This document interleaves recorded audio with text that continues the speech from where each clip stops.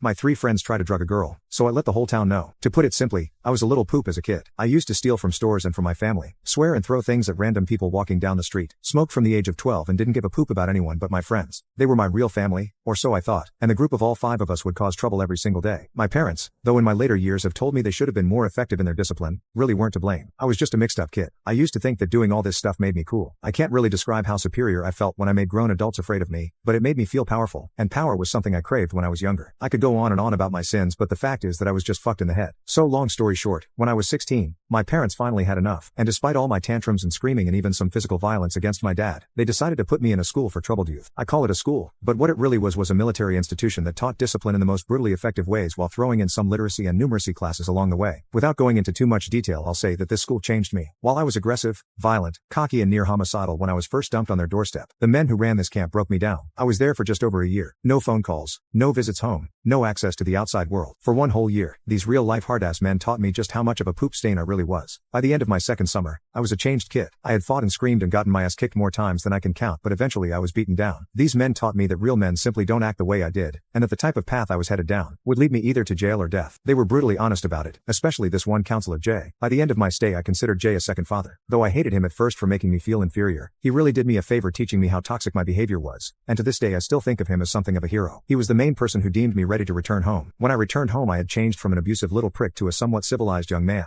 ready to take on my last year of high school. I was nervous to go back, since I had adapted to the disciplinary school lifestyle, but I was also excited. I missed my friends and hoped they would just accept me back despite the fact that I hadn't spoken to any of them in over a year. To my relief, I was accepted back with open arms. One of my closest friends had moved states since I'd been away, but the other three were ecstatic to see me. Over the next few weeks I settled down. I didn't spend a lot of time with them outside of school. My parents were kind of testing how much I'd matured since returning, and were setting boundaries on when I could go out, how long I could stay out and where I could go, etc. I was determined to prove to them I wasn't the same F up that had ruined their lives all those years, so I followed their rules and only really talked to my friends during school. All of this is relevant because of what happened next. I had joined the school football team all three friends were a part of, and one evening after practice, all my teammates were in the gym, sweaty and dirty but pleased with ourselves. I was laughing and chatting with my three best friends so much I didn't really notice that we were the last left in the gym. But that's when the conversation started turning bad. One of my friends, I'll call him F1 for simplicity, started telling me about a college party they were all planning on going to, and how they'd been crashing college parties for a few months now, since it was easy access to girls and booze. I was hesitant about it because I didn't think my mom and dad would agree to let me go. But then F1 started talking about this girl he was planning on inviting. A girl who went to the same school as us but not one I thought F1 had any real relationship with. I knew her, but I didn't know her. He started to tell both my other friends, and me, that he'd been trying to get her into bed for a while and she kept making excuses, so he planned on taking her to the party and finally smashing. When I asked him, in a joking way, what makes you so sure she won't reject you again? He looked me dead in the eye and said as casually as you please, the most chilling sentence I have ever heard in my entire life. I'm just gonna slip something in her drink. It'll loosen her up, no problem. At first I just kind of awkwardly laughed, thinking it was some fucked up joke, but they weren't laughing with me. When I asked him if he was serious, he told me he was sick of her bullshit games and knew she was just stringing him along, and that the pills would just make things easier. I could not believe my fucking ears. I excused myself from the conversation pretty quickly and practically bolted home, most likely driving through several stop signs, but I really don't remember. I spent the whole night convincing myself my friends were just messing around. A few more days pass and the conversation in the locker room is all but forgotten, though they hadn't shut up about the party, and kept insisting that I just sneak out and join them. I got called a wimp repeatedly for telling them I wasn't going because of my parents, but again, I just brushed it off. Then the poop finally hit the fan. During yet another after-school training session, we all end up being the last in the locker room again, and F1 does something I never would have expected in 1,000 fucking years. All three of them have been talking about the party this whole time. Then F1 starts rummaging through his gym bag. He tells us all to look at this and tosses F2 a small bag of little pink pills. Immediately, I feel the blood drain from my face, and like a bomb's going off in my head, a voice in my mind is screaming, holy poop, this is really happening, this is serious, holy poop. It's really hard to describe what I was feeling when F1 started going into detail about how he planned on inviting the girl to the party, slipping something into her drink and making use of one of the frat boys' bedrooms for a few hours. I was sick. Like literally could have hurled everything from my stomach all over the floor as I listened to all three of them talk about how awesome the party was going to be after just describing how they were planning to rope a girl. I couldn't take it, and again I ran off. I actually did end up puking later that night, going over and over in my head what I had just witnessed. I almost couldn't believe it. These three boys had been my friends for 15 years. I thought of them as my own family, thought I knew them better than anyone, but 1 year away and this happens? I'll tell you that I actually broke down crying that night. I'm not ashamed to admit it. What I am ashamed of is how long I took to actually get a grip and handle it. I knew I should have told someone, but in some fucked up way, my loyalties were still screwed. I know now what I should have done, but I was 17, and these were my best friends. I didn't want them to get into trouble, but at the same time,